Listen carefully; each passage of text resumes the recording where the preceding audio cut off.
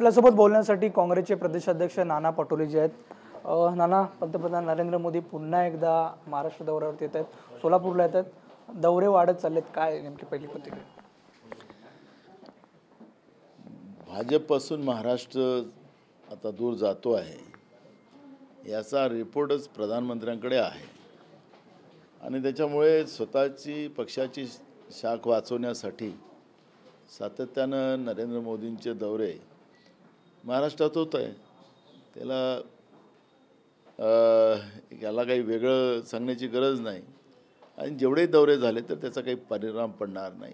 महाराष्ट्राची जनता ही सुजाण आहे, समजदार आहे, शाहू फुले आंबेडकर विचाराची आहे आणि त्याच्यामुळे काही झालं तरी भाजप महाराष्ट्रातून आता संपेल असा मानस जनतेमध्ये आहे आणि ते आपल्याला निवडणुकीमध्ये पाहायला मिळणार आहे। आणि त्यासाठीच महाराष्ट्रामध्ये सत्तेत बसलेले भाजप प्रणित सरकार जे आहे त्या सरकारने स्थानिक स्वराज्य संस्थांच्या निवडणुका घेतल्या नाही।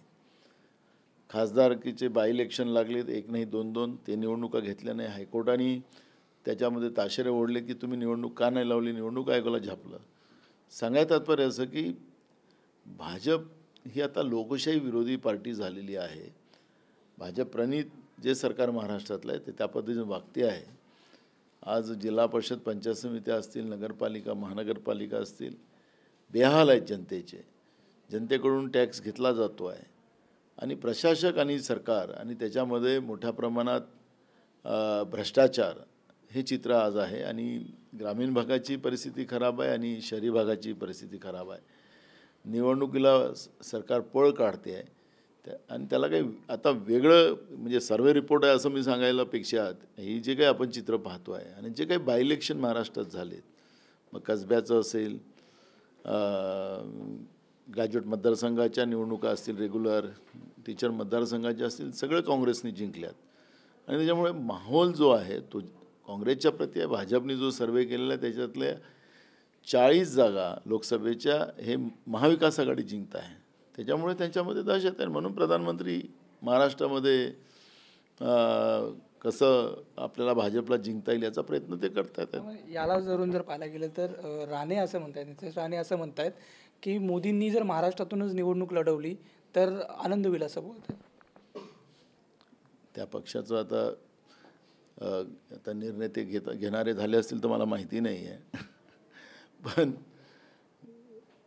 त्यांच्या पक्षाने घ्यावा निर्णय, महाराष्ट्रात एकदा आजमावून पाहावं, काही फरक पडणार नाही। त्यांनाही हरावं लागेल महाराष्ट्रात, कारण की महाराष्ट्रातल्या शाहू फुले आंबेडकर विचाराच्या लोकांनी आता हे ठरवलेलं आहे की भाजपचं कोणी त्यांचा देव असेल तोही इथं उभा झाला, भाजपचा देव, भगवान श्रीराम आमचे देव आहेत, भाजपचे देव वेगळे आहेत।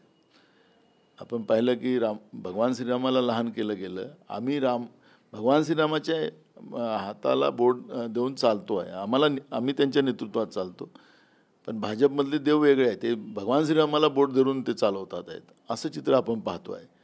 त्यामुळे त्यांची देवावर किती आस्था आहे मला त्याच्याबद्दलची चर्चा करायची नाही, पण महाराष्ट्रात त्यांची इच्छा असेल तर ते पूर्ण करावी, फार सुपडा साफ होईल। नक्कीच आपलेच नेते आहेत सुशीलकुमार शिंदे यांना भाजपमधून ऑफर आल्याचं सांगितलं जातं। त्याचं प्रमाण आहे की भाजप जेव्हा महाराष्ट्रात हारायला लागलेले आहे म्हणून महाराष्ट्रातले काँग्रेसचे नेते भाजपमध्ये घेऊन आपल्याला कशी इज्जत वाचवता येईल याच्यावरचा भाजपचा प्रयत्न चालू आहे।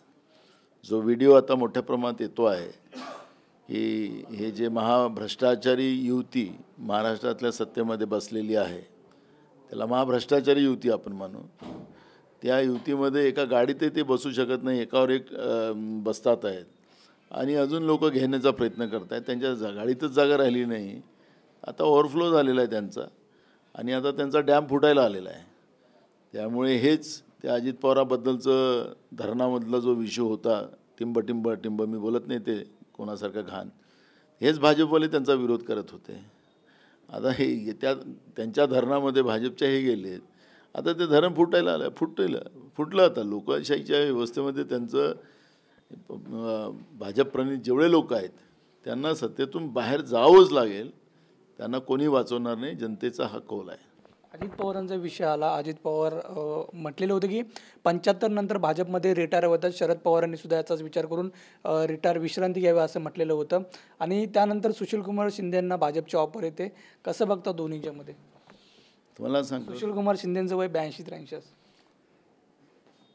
भाजप सत्तेसाठी पागल झालेली आहे. ते काही पण करू शकतं. ते नियम कोणासाठी लावतील, पण त्यांचे स्वतःसाठी नियम नसतात. आणि त्याच्यामुळे वयाच्या मर्यादा ज्या भाजपमध्ये लावलेल्या आहेत. आता मोदींचं वय किती असेल, त्यांनी रिटायर व्हायला पाहिजे. त्यांनी पण आता अजित पवाराला हिंमत असेल तर मोदींनी रिटायर व्हावं असंच म्हणावं ना. म्हणजे मग ते 75,000 कोटीचं 70,000 कोटीचा भ्रष्टाचार लवकर बाहेर येईल. त्यामुळे मला त्यांच्या राजकारणात जायचं नाही आहे. पण काँग्रेसच्या वाटत ते जाऊ नये त्यांनी, असा माझा सल्ला आहे. जे 2 वेळ पडलेल्या खासदाराला, जो आमचे काँग्रेसमध्ये असलेले व्यक्तीला आता 2 दिवसाच्या पहिले राहुल गांधीची मणिपूरमध्ये यात्रा सुरू होती आहे, त्याला घेऊन गेलेत. तर त्याचा फरक काही आम्हाला पडणार नाही. फरक तर जे गेलेत त्यांना पडणार आहे. कारण की लोकांनी मानस केलेलं आहे की एवढे वर्ष काँग्रेसच्या भरोश्यावर सत्तेत राहिलेत, तुम्ही स्वतःचा विकास केला आणि अशा अडचणीच्या वेळेस पक्षाला सोडून जाणं म्हणजे अक्षरशः ती जी काही भूमिका आहे ती लोकांना पटलेली नाही आणि त्याचे परिणाम त्या नेत्यांना भोगावं लागेल. नक्कीच धन्यवाद नानाजी. पाहायला गेलं तर जे नेते काँग्रेसला सोडून गेलेले आहेत त्यांना भोगावं लागेल. दुसऱ्या बाजूला जर पाहायला गेलं तर सरकार हे आता ओव्हरफ्लो होतोय, त्यामुळं काँग्रेसकडे वाईट नजरेने बघू नये अशी प्रतिक्रिया नाना पटोले यांनी दिलेली आपल्याला पाहायला मिळते. थोडे जनरली गणेश मोरेसह नंदकिशोर गावडे, TV9 मराठी, मुंबई.